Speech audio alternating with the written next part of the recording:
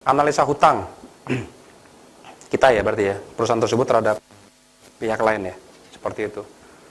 Hati-hati, apakah dia perilakunya wajar gitu ya, sesuai dengan kontrak, atau dia perilakunya nggak wajar. Kalau perilakunya nggak wajar, dia menahan pembayaran misalnya begitu ya, atau malah justru ngemplang pembayaran, hati-hati. Bisa ada beberapa kemungkinan. Satu, ada kewajiban dia yang belum selesai berarti kan, waktu kita akuisisi, itu bisa jadi nggak koneksi sama kita, ya kan. Kedua, kalau dia tidak wajar pembayaran, sering telat seminggu, 2 minggu, lama-lama apal kan supplier kan, harganya dinaikin pasti sama supplier. Oh pasti dia telat kok. Udah, daripada kita kenain denda, nggak mungkin kan kenain denda Pak. Supplier kenain denda, besok nggak ditunjuk lagi kan. Akhirnya dikit antisipasi untuk apa tuh, molor ya. Cost of fund-nya molor. Ini analisis kualitas laba gitu ya. Gini, kadang-kadang labanya bagus. Kayak tadi pagi saya kasih contoh, labanya bagus, tetapi masalahnya dia tidak memposting pengeluaran semuanya. Gitu kan? Satu kemungkinan. Yang tadinya remunerasinya manajemen gak dikeluarin sama dia. Tetapi dia sebenarnya bukan itu yang dia sebut dengan dividen tadi. Tapi tidak dengan cara yang tepat melakukannya. Secara accounting nggak tepat gitu loh. Dia keluarinnya tuh transfer duit aja. Harusnya kan turun sampai bawah, dividen, baru masuk ke kantongnya pemilik kan begitu ya harusnya ya. Ini enggak. Ada, itu pokoknya kalau lebih dari 10 miliar Pak, uang saldo di bank Pak, saya tarik katanya.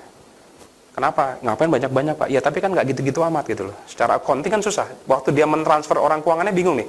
Waktu dia mentransfer ke rekening lain tuh dasarnya apa? Nah, itu kan nggak bisa kalau di perusahaan yang seperti kita nggak bisa Pak. Penggelapan berarti kan? Nah, karena dia perusahaan-perusahaan sendiri, nggak apa-apa. Oke. Kemudian gaji wajar nggak?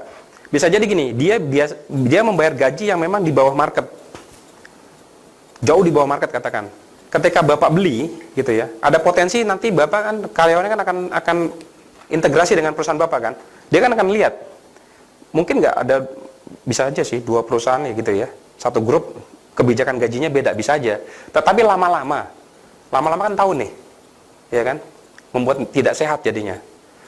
Nah kalau dia terlalu jauh pemberian gajinya, hati-hati, sehingga kita harus melakukan normalisasi Pak. Seakan-akan gajinya kita normalkan dulu. Kalaupun nggak 100% market apa ya, price gitu ya, market value, mungkin kita agak sedikit naikkan lah. Artinya apa? Yang dia ngakuin labanya gede, nggak segede itu harusnya.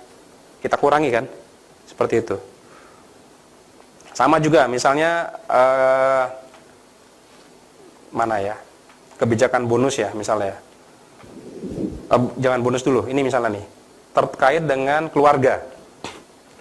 Sebaliknya nih, dia membayarkan beberapa orang yang memang sebenarnya tidak bekerja sama sekali di perusahaan itu, cuman dapat uang aja, gitu kan.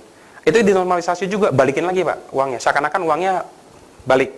Kalau tadi kan kita kurangin ya, kalau ini kita balikin malah, gitu loh. Kan kalau misalnya, oh ini uang apa Pak? Ya uang keluarga lah kan gitu kan, seperti itu. Nah kalau memang dia tidak bekerja, tidak ada kontribusinya, ya itu seakan-akan kita nolkan, kita balikan uangnya di pembukuan, di normalisasi. Oke, apalagi ya, analisa laporan laba rugi ya, kita lihat ini 2 ini biasanya kita lihat ininya Pak, marginnya paling gampang lihat margin. Industri marginnya berapa? Kalau perusahaan jenisnya seperti ini sama dengan ya. Misalnya apa ya, direct cost, COGS-nya gitu ya. Mungkin perusahaan lain tuh COGS-nya 60%. Oh kok dia bisa sampai 50%? Kenapa dia bisa lebih murah? Oh ternyata komponen ini sama dia tidak diposting sebagai COGS, tapi diposting sebagai overhead cost yang lain kan. Kalau di kami Pak ya, ada revenue, ada COGS, baru kan jadi operating revenue Pak ya, baru dikurangin sama overhead. Overhead itu ada untuk personel, GA, kemudian operation gitu kan, seperti itu. Nah, dia mempostingnya beda Pak dengan cara kita. Kita harus tanya, loh kok bagus, bukan bagus. Ternyata dia mempostingnya beda dengan kita. Seperti itu. Sama depresiasi juga begitu Pak. Kadang-kadang ada perusahaan yang menaruh depresiasinya bukan di bawah Pak, di atas dia naruhnya. Boleh memang katanya secara accounting, nggak ada yang salah. Nah, itu kita cek.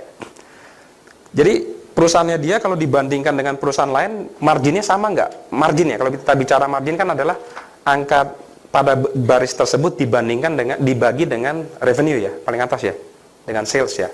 Marginnya sama nggak? Oh, orang lain 20%, dia 17%, oh ada apa nih? Atau dia lebih tinggi, gitu loh. Itu kita bandingkan, itu paling gampang tuh melihatnya Pak, gitu loh. Oke. Banyak nih Pak, PR-nya banyak nih Pak. Kalau finance nih benar-benar banyak nih, gitu loh. Dan modelnya tuh juga banyak. Nanti kan angka-angka ini semua Pak, ujung-ujungnya adalah dipakai untuk valuasi, untuk DCF, gitu loh. Kita masukin, makanya minta datanya kadang-kadang ya terpaksa Pak. Kadang-kadang kita mintanya kan dapatnya data hard copy ya, simulasi sama kita.